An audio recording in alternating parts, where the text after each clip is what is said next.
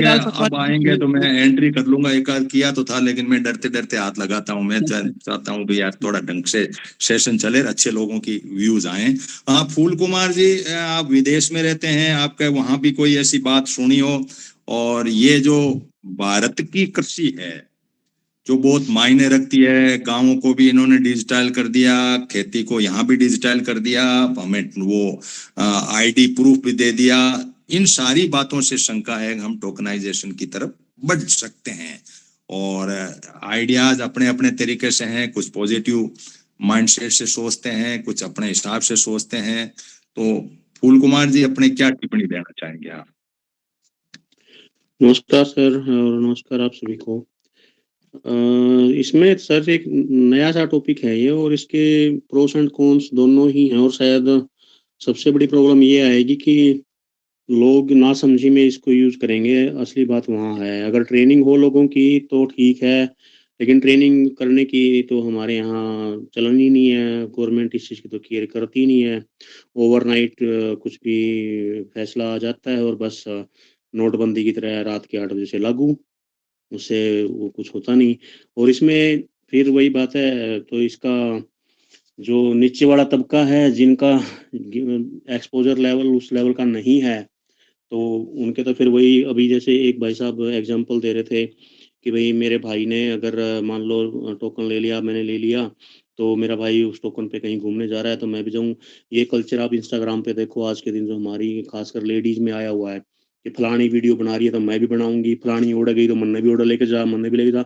अगर कोई नहीं भी जाएगा ना, कोई आदमी टोकन लेने के बाद, तो उसकी लेडी बोल देगी कि देख फलानी देवरानी जेठानी चली गई, मेरे को भी लेके जा। तो ये सिलसिला उस तरीके से, वो जो कल्चर में चीजें अब कुछ I don't know, but risky मामला है फॉर द मोमेंट। तो मैं यही कहूँगा, बिना एजुकेशन के, बिना प्रॉपर ट्रेनिंग के, और वो कल्चर हमारा कम से कम जो प्रेजेंट गवर्नमेंट है इसका तो है नहीं। ये इस मामले पे वही बात है, 3 कृषि कानून वाला इनका मैटर आया था, उसके बाद से इन पे कोई विश्वास कर नहीं सकता कि इनका हाथी के दांत खाने की ओर दिखाने की ओर वाला मामला है। तो हाँ, ये है कि फ्रांस में इसका कोई जिक्र नहीं है यहाँ पे। यहाँ के किसान, यहाँ जो सिस्टम है, यहाँ पे गवर्नमेंट किसानों को टच करने की ऐसे सोचती नहीं है। लेकिन दूसरी बात ये है कि अगर यूएसए में, जर्मनी में या यूके में ये हुआ भी है, तो वही बात है, एक बार हमने जो मिलती है सब्सिडी मिलती है, जैसे उसका देखा था एक बार, एक आंकड़ा निकाला था कि इंडिया में अगर 1 रुपया दिया जाता है तो किसान को यूएसए में 960 कुछ दिया जाता है। यहाँ देखा था यूरोप में एवरेज 600 के आसपास था। तो अगर नुकसान हो भी गया, तो उसकी कंपनसेशन कहाँ से है? उसका कोई प्लान होगा नहीं किसी के पास। यहाँ तो अगर ये कर रहे हैं यहाँ पे टोकनाइजेशन, यहाँ के किसान तो खा जाएंगे इनको, तो वहाँ तो कोई रेस्पॉन्सिबिलिटी नहीं है किसी की इस चीज़ के ऊपर। तो ये तो कंपनसेशन का सिस्टम सब्सिडी के जरिए भी कुछ ना कुछ ये एंगल भी, बल्कि अगर पॉलिसी मेकर्स के साथ आप लोग बात नहीं, कर रहे हो, उनको डलवाओ। फूल कुमार जी, मैं नुकसान हो यदि तो ये कहूँ, मैं यदि ये कहूं कि पहली बार करीब करीब 9 या 10 देशों ने, वर्ल्ड लेवल के किसानों ने कुछ मूवमेंट खड़े किए, तो थिंक टैंक के लोग जो हैं वो उस माइंड सेट से सोचा कि यार इनकी क्या है, क्यों कर रहे हैं, किस लिए कर रहे हैं। तो इनका हो सकता है कि ये मॉडल इस लाइन पे बड़ा हो। और दुनिया के जो कॉर्पोरेट माइंडसेट के लोग हैं कि चलो यार इनकी बीमारी है, इनको ये टोकन टोकन दे करके और जिनको जैसे भी है निपटा लो। अब ये से तो निपटते नहीं है, ये तो नहीं, झंडे उसमें लेके अब गाड़ लेंगे। देखें, वही बात है सर, एक और बात है ना, मेन बात ये है कि वो तो है कि भारत में जो किसान आंदोलन हुआ उसके बाद ही ये बड़े स्तर पे ट्रैक्टर यहाँ पे भी रोडों पे देखने को मिले। तो बिल्कुल इस मामले बिल्कुल। में तो भारत का किसान विश्व गुरु है। ये लोग किसानों को अपने अधिकार कैसे उठाने हैं उसका तरीका उसने सिखाया है, पूरी दुनिया को सिखाया, और उस टाइम उसकी गूंज खूब हुई, वो आज तक भी है। पर मेन बात ये है ना कि जो यहाँ का जो कल्चर है और हमारे वहाँ का जो कल्चर है ना, और जो उसमें कल्चर में फिर ये जो टिपिकल जो राइट विंग जो एक्सट्रीमिस्ट लेवल की बैठे हैं, इनकी फिलॉसफी ही भाई को भी कंट्रोल करने की है। मतलब कल्चर इनका ये है कि ये भाई कह के भी उसको कंट्रोल करेंगे। तो वो वाला जो कल्चर है उसमें जो डिस्क्रिमिनेटरी नेचर है ना, वहाँ पे वो मामला बहुत ज़्यादा रिस्की है। एक और ख़ास बताऊँ बात मैं आपको, इतना रिस्की है कि ये वर्ल्ड लेवल पे ओपन कर रहे हैं। सबसे बड़ी बात तो ये चीज़ क्यों हो रही है? अगर ये किया जा रहा है वर्ल्ड लेवल पे, तो कल को यहाँ बड़ी कंपनियाँ आकर के वापस बिल्कुल देश को गुलाम बना लेंगी तो कौन रिस्पॉन्सिबल होगा? अब यहाँ पे स्टडी करने की बात ये होगी कि यूएस से ने, जर्मनी ने, यूके ने, या आपने जो भी नाम लिए हैं, उन्होंने क्या ग्लोबल लेवल पे अलाउ किया है बाकी बाहर की कंपनियों को ये टोकन लेना?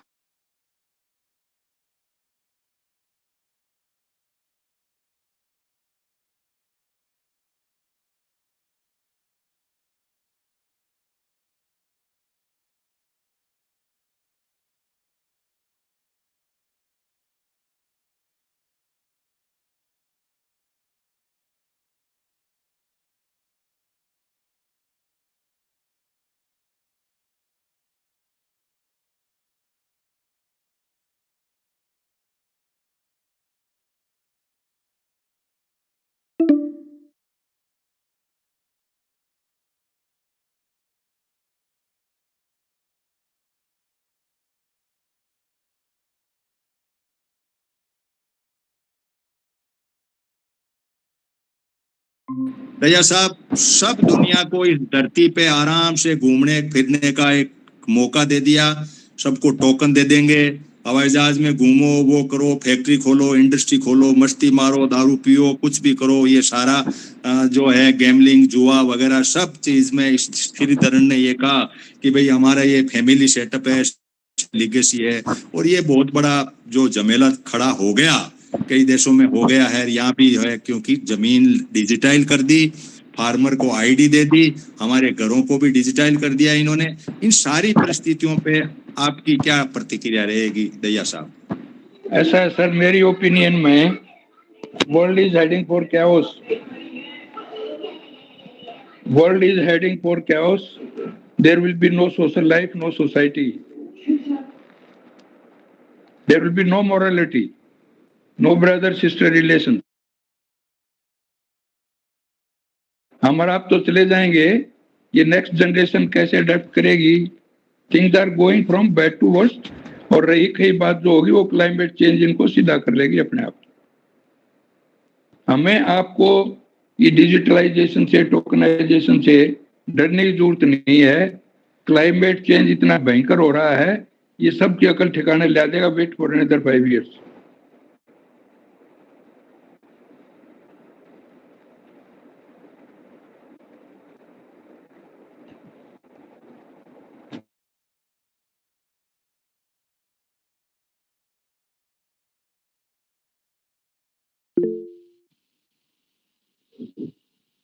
ये आपका बंद है माइक, हनुमान जी, माइक बंद है आपका हनुमान। हाँ सॉरी। तो ये जो फैमिली सिक्योरिटी और लीगेसी की बात आपने कही, ये बड़ी बात है, ये बार बार उठा रहे हैं क्योंकि इनका विरोध करने के लिए ये श्रीधर है। काफी लोगों ने इसका विरोध किया कि भाई ऐसे आप बाकी चीजें करो, लेकिन इस मामले में आप जो है मत पड़ो। इस मामले में ये बहुत मुद्दा फैमिली सेटअप से जुड़ा हुआ है, हमारी सिक्योरिटी से जुड़ा हुआ है, लीगेसी से जुड़ा हुआ है। हम भविष्य नहीं बेचते हैं, भविष्य बनाते हैं। ये कह रहा है कि इससे भविष्य बनता है, तुम बेच के खा जाओगे, बात खत्म। जैसे किसी को बीज दे, बीज खा जाए तो हम बीज को जमीन में डाल के पैदा करके और धरती को हरी भरी करके और दुनिया को उस तरीके से करना चाहते हैं। ये मॉडल कुछ सोचते हैं जो एनवायरनमेंट से संबंधित हैं या जो भी पॉजिटिव माइंडसेट से जुड़े हुए हैं, लेकिन जो कॉर्पोरेट सोचता है उनकी ज्यादा चलती है। दया साहब, मैं ये बात कह रहा हूं कि कॉर्पोरेट ने भले भले सिस्टम के अंदर लोगों को इस तरीके से गरीब कर दिया। उसका उदाहरण भारत भी है। किसान उसकी कॉर्नर में आ गया। किसान किस तरीके से पड़ा है, इस धरती को सजोने संवारने वाला। अब और इसमें गफलत करे तो कोई बड़ी बात नहीं है, ये कुछ भी कर सकते हैं। ये डिजिटल करके जमीन को फार्मर आईडी से क्या करना चाह रहे हैं, ये अभी तक भी सवाल है। मैंने जैसे नहीं बढ़ाई तो 2 दिन 5 दिन नहीं बढ़ाऊं, उसमें सवाल बहुत गहरे खड़े होते हैं। क्या कहना चाहेंगे सर? ऐसा है सर, जो आप कह रहे हो ना कि भी हमारी legacy, social life, family life, ये सब तोड़ के दे want to make man as AI machine बनाना चाहते हैं। सिर्फ इनको दिखता है, सोशल लाइफ नहीं दिखती है। लाइफ देखिए, पैसा लाइफ में कुछ है पर कुछ नहीं है। जो कॉर्पोरेटाइजेशन है, ये इंडस्ट्री है, इनको सिर्फ पैसा दिखता है, दाल रोटी नहीं दिखती है। पूरे वर्ल्ड में 80% लोग अगर इनकी जमीन को आपने खोस लिया, कुछ कर दिया, तो ब्लड सेड होगा और क्या होगा, रेवोल्यूशन आएगी। भूखा आदमी रेवोल्यूशन लेगा, थके हुए तो घर में बैठे आराम से इसी में बैठे हैं। चलो जो भी है, अब कई साथी और जुड़े हुए हैं, मैं 1 बाय 1 मेरे पास वो लिस्ट है। एक साथी अशोक कुमार जी जुड़े हुए हैं। अशोक कुमार जी, आप अपनी 1-2 मिनट में टिप्पणी करें, फिर जशनप्रीत से इस पे व्यू पॉइंट भी लेंगे। और भी हमारे दैया साहब जुड़े हुए हैं, फूल कुमार जुड़े हुए हैं, उनसे भी कुछ इन पे टिप्पणी ले लेंगे। अशोक कुमार जी, कुछ आप कहना चाहेंगे? माइक खोलें और अपनी बात को रखें। नहीं हो तो आगे देवी सिंह जी हैं जुड़े हुए मेरे साथ में।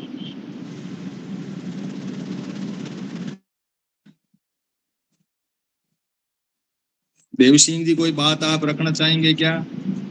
मैं भी कहना चाहूंगा हनुमान राम जी। हाँ, नहीं, सबका नंबर आएगा, आपको दे रहे हैं। हाँ, दया साहब, आप माइक थोड़ा सा अपना बंद कर लें। देवी सिंह जी, चलो आगे धर्मेंद्र जी जुड़े हुए हैं। धर्मेंद्र जी, आप अपनी टिप्पणी कोई। नहीं सर।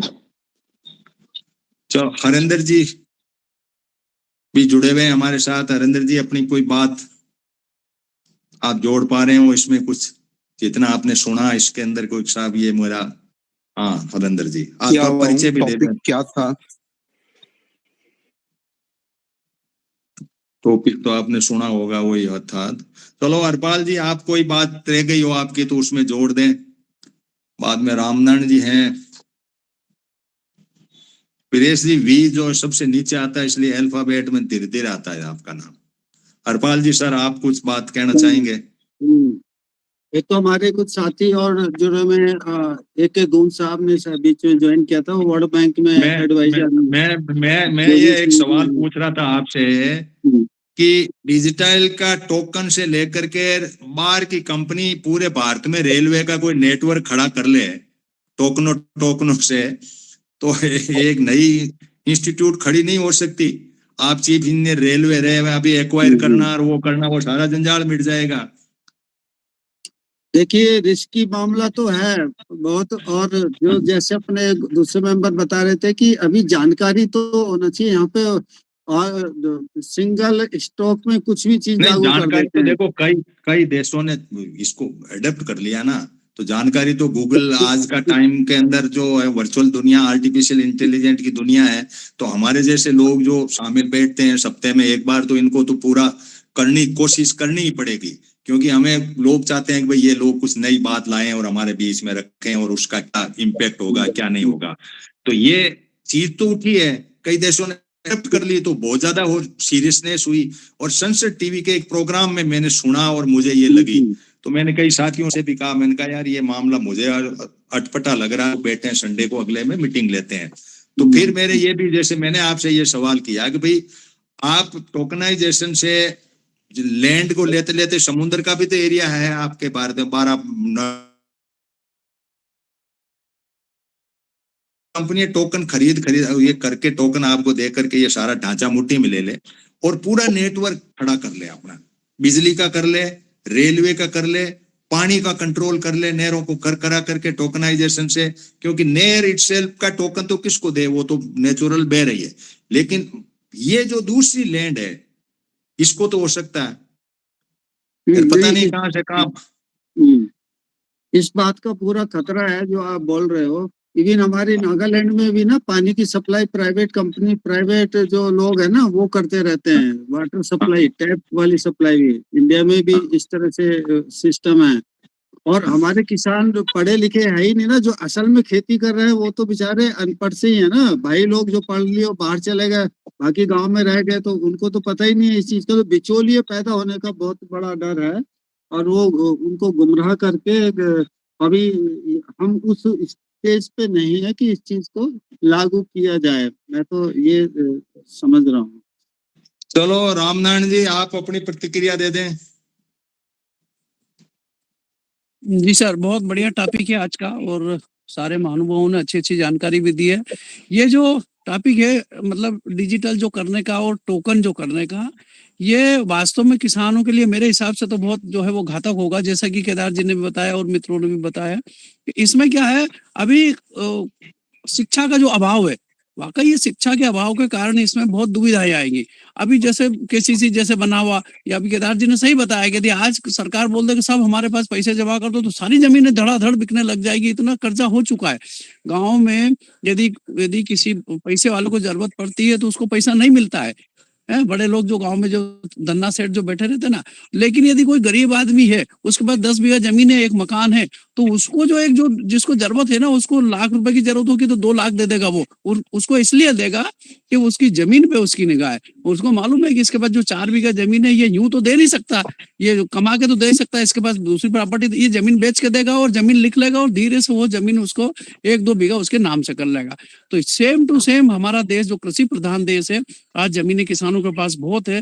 सरकार भी चाहती है कि किस तरह से हम जमीनें छुड़ाएं, मतलब मेरे को तो यही यहाँ शंका हो रही है। ठीक है, आपका व्यू पॉइंट आ गया। प्रमोद जी हमारे साथ जुड़े हुए हैं। प्रमोद जी अपनी बात को रखो।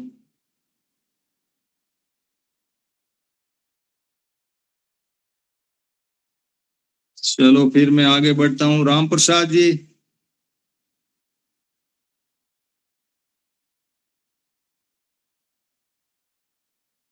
चलो फिर ठीक है। मुख्य रूप से मेरे पास में अब 2 आदमी बच रहे हैं, बड़े चिंतक हैं, एक तो पंवार साहब और वीरेश जी। तो वीरेश जी आप अपनी टिप्पणी दे दें, फिर पंवार साहब को लेता हूँ, फिर थोड़ा जशन को लेकर के फिर आपके व्यू पॉइंट को देखता हूँ।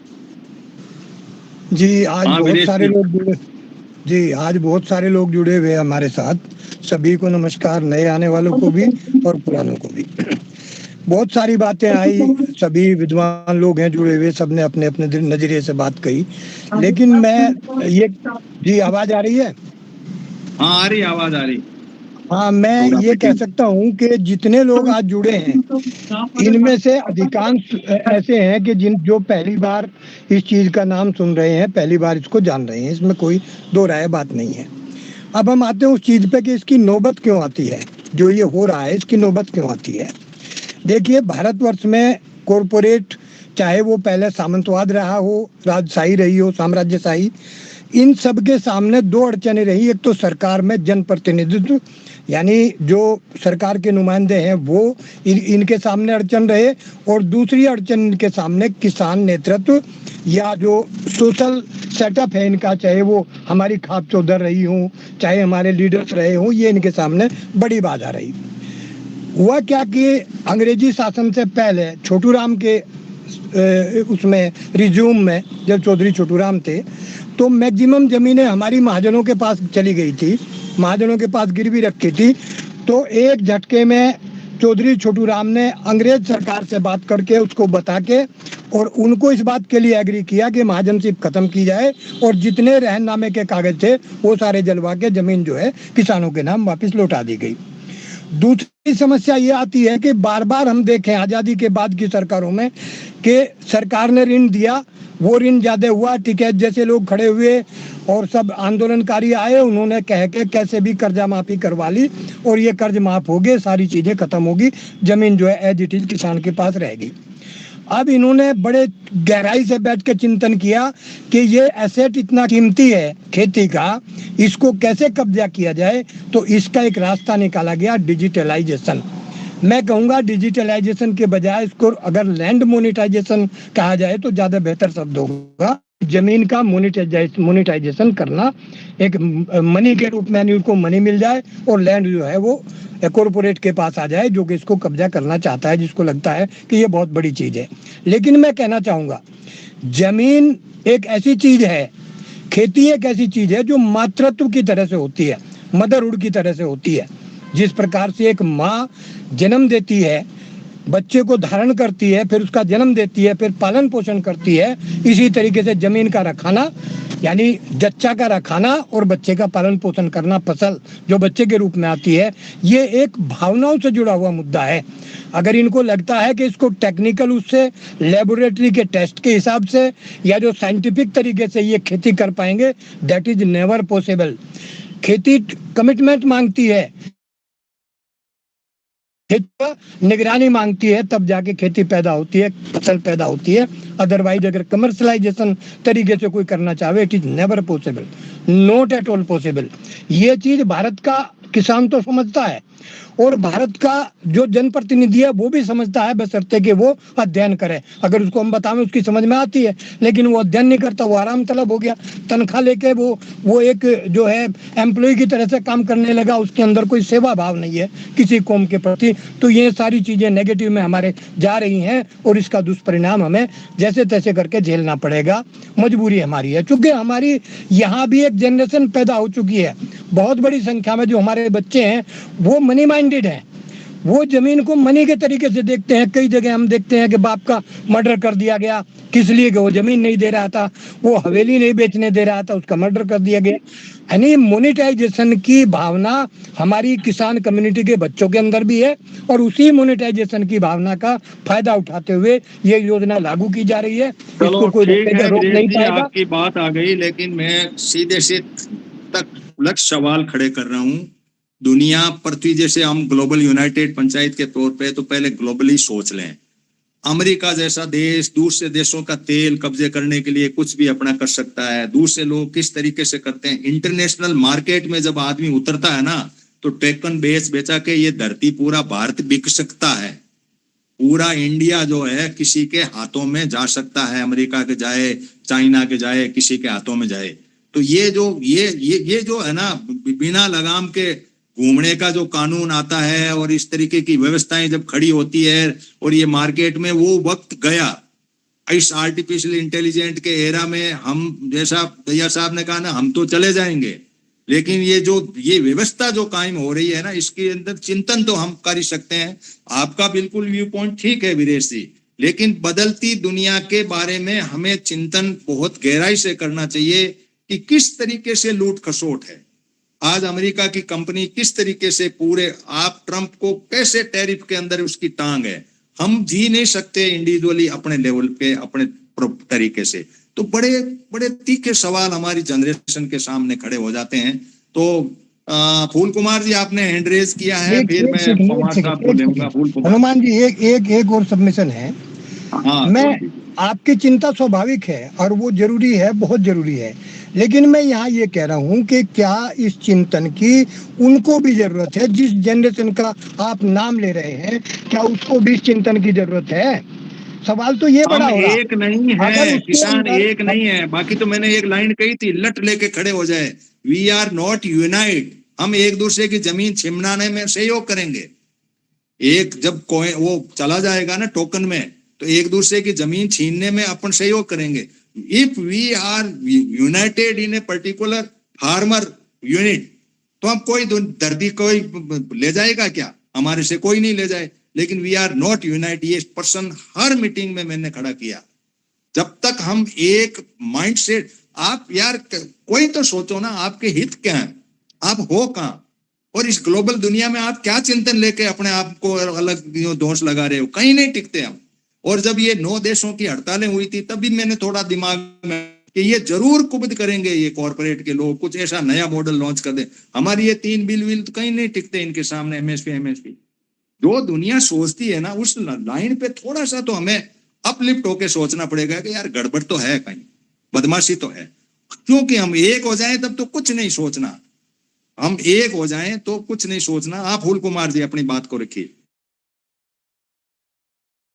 मैं एक बात ऐड कर रहा था, वीरेश सर ने बड़ा अच्छा व्याख्यान दिया। इसमें एक बात कही कि खेती कमिटमेंट मांगती है, कमिटमेंट के लिए काम करने के लिए वहां पे होना पड़ेगा, तो वो इनसे हो नहीं पाएगा। सर मेन बात क्या है, यहाँ पे डिफरेंस समझना पड़ेगा कि ये जो खासकर इंडियन कंटेक्स्ट में कह रहा हूँ, सॉरी, जो ये हैं बंदे जो कैपिटलिज्म के जरिए या इसके जरिए जो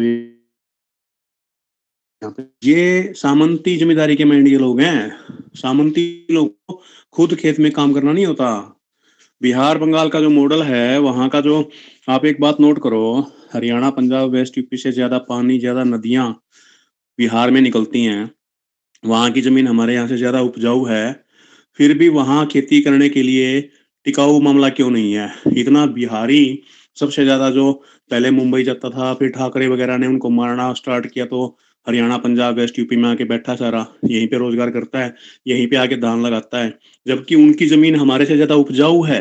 ज्यादा पानी है, गंगा, गोमती, कोसी, पता नहीं कौन सी नदियां हैं वहां पे, लेकिन क्यों नहीं कर पा रहे वो? क्योंकि वहां का मॉडल सामंती है। हमारे यहाँ इनको इतना स्ट्रगल क्यों करना पड़ रहा है? किसान आंदोलन यहाँ पे क्यों हुआ? क्योंकि हमारा मॉडल खेती का उदारवादी जिम्मेदारी सीरी साझी वाला कल्चर है, जिसमें खसम गेल खेती वो को ना, हमारे खसम खुद खेत में खटा है, नौकर का गल्ला के नौकर तो हम देखो नहीं सीरी को होती।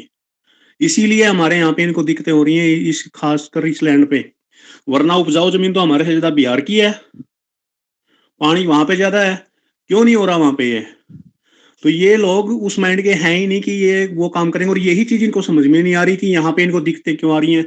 ये सोच रहे हैं कि हम सामंती हैं, हम तो इन्हीं जाटों को या इन्हीं गुजरों को, यादवों को, इन्हीं राजपूतों को लगा के खेती करवा लेंगे इनसे, और अपना बैठ के ठाठ डोले पे बैठ के अपना ठाठ करेंगे। लेकिन इनको वो जो खाप खेड़ा खेत कल्चर देता है ना सामंती की बजाय उदारवादी जिम्मेदारी का, वो इनको नहीं कैच नहीं हो फूल जी, रहा। आपके बच्चे खेती करना नहीं चाहते हैं, आप एक नहीं हो, इस पे भी टिप्पणी दे दो। आपके हाँ, इस बच्चे पे खेत में टिप्पणी ये जाना है, नहीं चाहते। हाँ इस पे टिप्पणी ये है कि जो अपनी कल्चर किसी की लिगेसी को हम लोग ट्रांसफर करने का अब तक कोई सिस्टम सेटअप नहीं कर पाए। छोटे छोटे ग्रुप उजमा जैसे बेशक ट्राई कर रहे हैं, लेकिन वो अब तक स्टेप सेटअप नहीं हो रहा। वो उसका सबसे बड़ा कारण ये है कि जो हमारे कल्चर के बिल्कुल अपोजिट चीजें जो टीवी वगैरह पे चलती हैं। मैं आपको एक खास बात बताता हूँ। फरवरी 2016 में जब ये हरियाणा में आंदोलन हुआ ना, तो वहां पे मेरी बात हुई कई 5-6 बुद्धिजीवियों से। उन्होंने कहा कि सबसे बड़ी गलती हमने ये करी कि हमारे लोगों ने शहरों में आके, जिस समाज में औरत को समझा के, डांट डपट के समझा के रखा जाता था कि भाई उसको ये कह दिया जाता था कि भाई अगर ये गलत है तो गलत है। शहर में जो गया ना तब का, उसने उसको इन फंडियों वाले कल्चर, फंडी कल्चर में क्या है, फंडी कल्चर में औरत को डरा के रखा जाता है मानसिक तौर पे। हमारे कल्चर में डराने का कल्चर नहीं है, और जब औरत डरती है फिर वो पाखंड में जाती है। सारा सिस्टम वहीं से हिलता है। तुम आपका, आपके समाज का। शहरी में, शहर का जो बंदा आप कह रहे हो कि खेती करने को तैयार नहीं है, वो इसलिए तैयार नहीं है क्योंकि उसने वो कल्चर सामंतियों वाला, जहां पे औरतों को डरा के रखने वाला मानसिक तौर पे कल्चर होता है, वो अडॉप्ट किया है। इसीलिए ये समस्या आ रही है, और वहीं से फिर वो शहर से गाँव में भी गया है बहुत ज्यादा।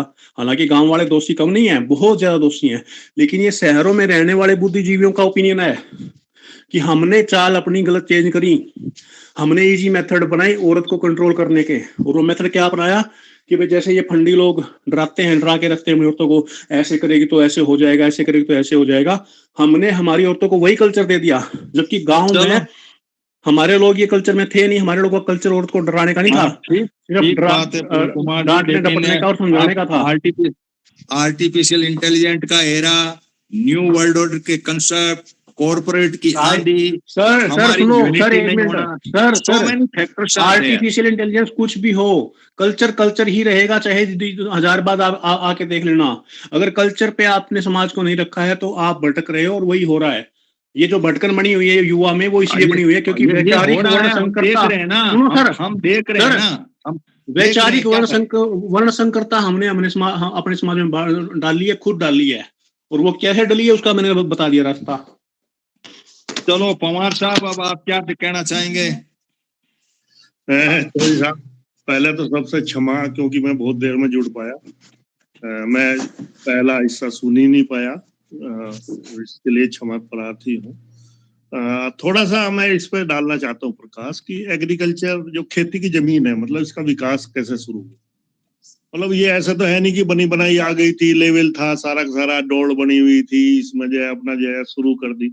हम पशुपालन से खेती की तरफ, ज्यादा पुराना नहीं, 400 साल का इतिहास है, 400 साल मतलब करीब करीब जो है। पहले जो कुछ हो रहा था वो हो रहा था, व्यवसायिक रूप से उत्पादन नहीं था खेती का, भरण पोषण के लिए था।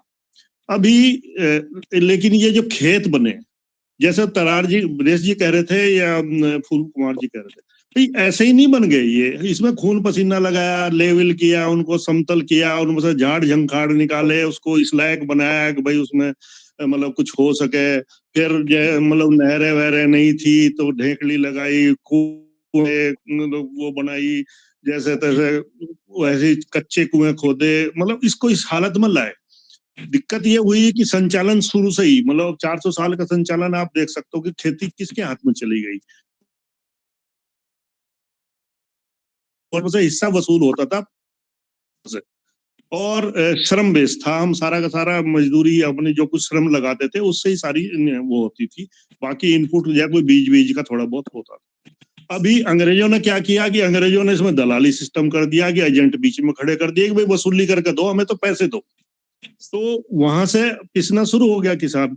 अभी आज जो हम जिस व्यवस्था से जूझ रहे हैं वो दलाली क्या सुपर दलाली है, जो मतलब जो मुगलों ने अंग्रेजों ने की उनसे भी 4 गुनी स्टेज आगे की आ गई है हमारे सामने। अभी मैं तो बिल्कुल मतलब आशावादी हूँ, निराशावादी मैं बिल्कुल नहीं हूँ। आपकी चिंता चौधरी साहब बिल्कुल स्वाभाविक है कि ये हो सकता है, लेकिन मैं आशावादी हूँ कि संख्या बल जो होता है ना वो बहुत बड़ी चीज होती है और संख्या बल हमारे पास है। अभी हमारे बच्चे इधर उधर हो रखे हैं, कोई दिक्कत नहीं है, वो आ जाएंगे लाइन पे, वो भी आ ही जाएंगे, उनकी भी समझ में आ ही जाएगा। चिंता जरूर है कि हाँ जा रही है, बिक रही है, सब कुछ हो रहा है। अभी हमें अगर भविष्य की योजना की बात करते हैं तो वही सारी लब्बो लुबाब वही आ जाता है कि भाई किसी दिन तो वो जागृत होंगे, किसी दिन तो उनकी समझ में आएगा, किसानों की समझ में आएगा, बच्चों की समझ में आएगा कि भाई ये हमारी ये खून पसीने से पैदा की हुई है। मातृ प्रेम जैसा होता है, जैसा माँ बच्चे को डबल करती है, बच्चा भी माँ से प्रेम करता है। तो हम तो चौधरी साहब, हम और आप तो उसी कैटेगरी से आए हुए हैं कि हमने तो माँ की तरह ही उसको जमीन को रखा है और आगे भी रखेंगे, क्योंकि इनकी लाचारी हो जाएगी। ऐसा नहीं है कि माँ बाप को मतलब भगा भगो का काम नहीं चलता, माँ तो माँ ही होती है और माँ को सब बेचते भी नहीं है, सब बिकती नहीं है, माँ नहीं बिकती। अभी जा रही है, वो लाचारी है, क्योंकि हमें मजबूर कर दिया इस हालत में ला करके कि हम जो है मतलब पिछले ये समझो कि 90 में लाए थे ये कंसेप्ट जो है कि साहब जो है वो पैसा पूसा दे दा करके कर्जदार बना करके लोन नान दे करके किसानों को इस लायक कर दो कि वो अपने नियंत्रण में ना रह पाए, कर्जे से ही चले। लेकिन ये सरकार भी तो कर्जे से उसी से चल रही है। अब इनका भी अगर किसानों से इन्हें मिलना बंद हो जाएगा तो इनका 2 दिन में बंद हो जाएगा तामझाम ये सारा का सारा। संख्या बल बहुत बड़ी चीज होती है, जागृति फैलानी हमारी जरूरत है। मैं तो आशावादी। बहुत बहुत धन्यवाद। धन्यवाद पवार साहब। अब जशन आप 7 मिनट बाकी है, आप और रूपचंद जी इसको समअप कर दें। जे टिप्पणी आई, क्यों एक नई बात पवार साहब ने कह दी कि संख्या बल है हमारे पास में, ऐसा होगा तो हम लट लेके भी खड़े हो सकते हैं, टोकन किसी को नहीं देंगे, हम धरती को मां मानते हैं, हम रहेंगे। ये बात सबलता की तरफ बढ़ी हमारी बात, ठीक है, लेकिन चिंताएं तो करनी ही पड़ती है कि जब इंटरनेशनल मार्केट का जिस तरीके से हमला होता है तो बड़ा सवाल बनता है। तो जशन आप 4 मिनट ले लें, फिर रूपचंद जी आप 2-4 मिनट में आप भी रखें, 5-7 मिनट हमारे पास हैं। जी सर, मैं एक जो पहले सवाल आया था मैं थोड़ा 1 मिनट हरपाल जी के इन्होंने हैंड रेज किए हैं, जैसन इनको 1 मिनट दे देते हैं। हाँ हरपाल जी क्या कहना चाहेंगे आप? ये हाँ, एक तो हमारे साथी AK गुण साहब अभी फिर वर्ल्ड बैंक मीटिंग में चले गए, वो बोल नहीं पाए थे। देवी सिंह है, उनको बोलेंगे कि बीच में बोले। मैं ये शेयर करना चाह रहा था कि अभी एक जैसे किसानों पे कैसे कब्जा हो रहा है, गवर्नमेंट ने स्कीम बनाई है, एग्जाम्पल बता रहा हूँ, बायो CNG करके, उसमें 35 करोड़ का प्लांट लगाया, 19 करोड़ उसको वो मिला, सब्सिडी मिली, जिसमें 3 करोड़ रिश्वत के चले गए, 16 करोड़ में बनी ने लगाई है। और वो तो आज की तारीख में भी ये सारी स्कीम ऐसे निकल के आ रही है कि बड़े बड़े लोग जो बनिए लोग हैं उनके हाथों में सब चीजें चली जा रही हैं। ऐसी जो स्टार्टअप बन रहे हैं वो भी बड़े घराने वाले स्टार्टअप बना रहे हैं। हमारे किसान परिवार के जो बच्चे हैं उनको भी इसमें आगे आना पड़ेगा। और इसका सॉल्यूशन मैं समझता हूँ, जैसे गोबर से, देखो चीफ इंजीनियर साहब, जैसे अपने सेक्शन में ये बात आई थी, फूल कुमार जी ने उठाई थी, we are not trained actually, हम उस दिशा में सोच नहीं पाते हैं। जैसे ये मीटिंग हम कर रहे हैं ना, हमें उस लाइन पे सोचना बहुत जरूरी है। क्यों नहीं आ रहे हमारे बच्चे की सोच उधर नहीं पड़ रही है। हाँ ये DID से, हाँ देवी सिंह जी आप अपनी 1 मिनट में बात रखिए फटाफट, मेरा टाइम बाउंड प्रोग्राम रहता है। ऐसा है सर, मेरा एक ही पॉइंट है, जो हमारे आप जैसे शहरों में रह रहे हैं, हमारे जो शहरों में रह रहे हैं, अपने बच्चों नमस्कार को, जी। इसका माइक डिस्टर्ब हो रहा है भाई। सभी को मेरी मेरा नमस्कार। मैं देवी सिंह सिलोटिया बोल रहा हूँ जी।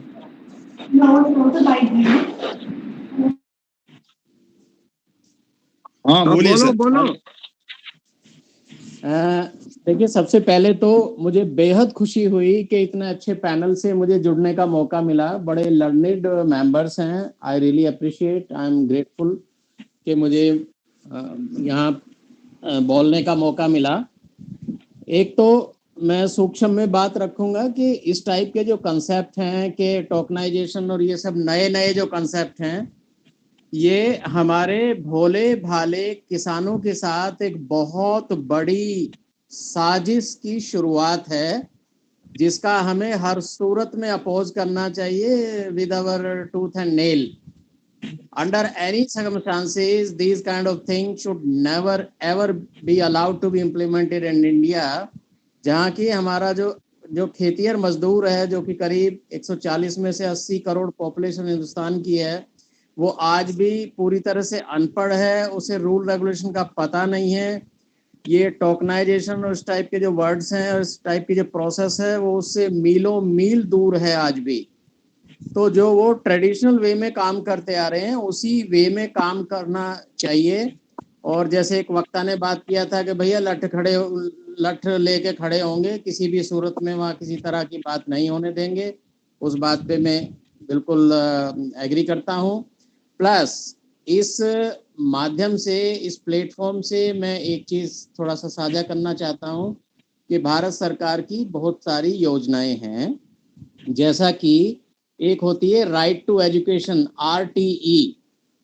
हर एक गांव में आजकल प्राइवेट स्कूल खुले हैं और हर एक प्रदेश की सरकार की तरफ से ये रूल है, वेरी वेल डिफाइंड रूल है कि प्रेप, LG, KG और फर्स्ट, इन 3 क्लासेस में जो एडमिशन होगा, वहाँ 25% लोगों को फ्री एडमिशन देना होगा under right to education act, और वो 8th क्लास तक फ्री रहेगा। उसकी जो फीस है वो सरकार देगी, प्रदेश की सरकार देगी, और बच्चों का एडमिशन वहाँ बिल्कुल फ्री होगा। जैसा कि OBC के लिए, यदि हम एक पल के लिए बात उत्तर प्रदेश की करें, तो वहाँ पे जिस OBC में आते हैं हमारे ज़्यादातर जो कृषक लोग हैं, और उनकी यदि आमदनी 4.5 लाख रुपए है, तो फर्स्ट क्लास तक उनके बच्चों का फ्री एडमिशन होगा और उनकी फीस देगी उत्तर प्रदेश सरकार।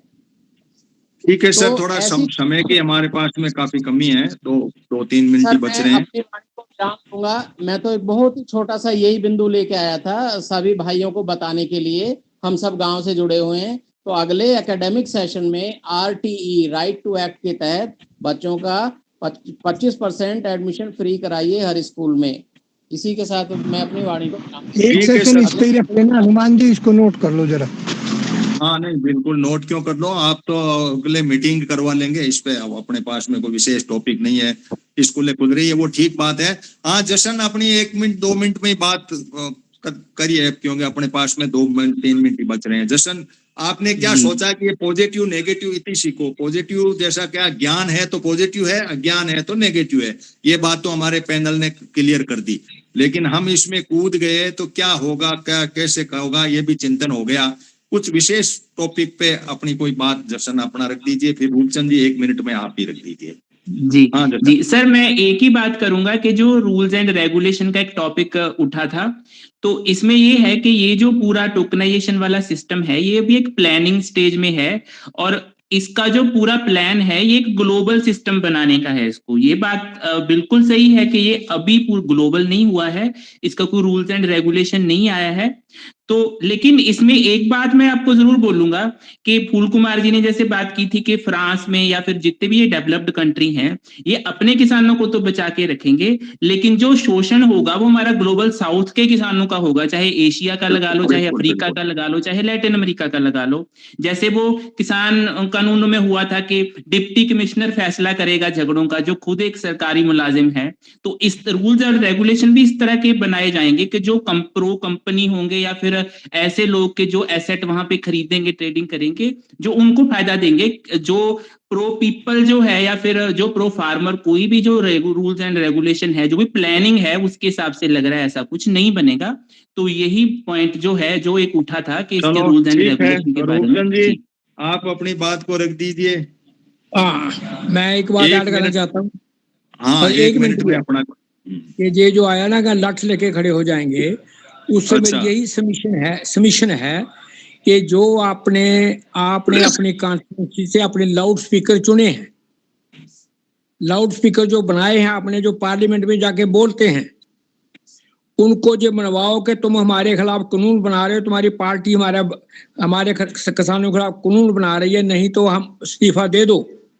अगर इतना जोर लगा दे हम लोकल पीपल पे, चाहे हमने उसको कास्ट बात पे चुना हो, या धर्म बात पे चुना हो, या पार्टी बात पे चुना हो, अपने इंटरेस्ट में जहां खड़े हो जाओ कि जो आपके सो कॉल्ड लाउड स्पीकर आपके असेंबलियों और पार्लियामेंट में बैठे हैं, कम से कम उनका गला तो पकड़ लो, कम से कम घर पे बैठ करके, कि जे चलो हमारे खिलाफ जो कानून ठीक बना है रहे हो। रूपचंद जी, आपका सुझाव शिरोधार्य है कि हमें कुछ करना चाहिए। जो साथी ने सुना वो अपने 5-5, 10-10 लोगों तक ये बात पहुंचाए कि कुछ नया मॉडल है, इंटरनेशनल कंसेप्ट है, ये ग्लोबल कंसेप्ट तो आते रहते हैं और उसके अंदर हम जकड़े भी जाते हैं, इसलिए हमें चिंता जरूर करनी चाहिए। ग्लोबल यूनाइटेड पंचायत का यूट्यूब चैनल है, उस पे जितना भी रिकॉर्ड हुआ है उसमें अपलोड करूंगा, आप लोगों तक ये बात पहुंचाएं कि दुनिया किस तरीके से बदलती है। अगले संडे इसी टाइम विशेष टॉपिक के साथ में, हो सका तो ये शिक्षा वाला है तो इस पे भी कोई बात कर सकते हैं, क्योंकि एजुकेशन का एंट्री का टाइम है। तो धन्यवाद आप सभी के जुड़ने का, अगले संडे मिलेंगे फिर। Thank you to all of you.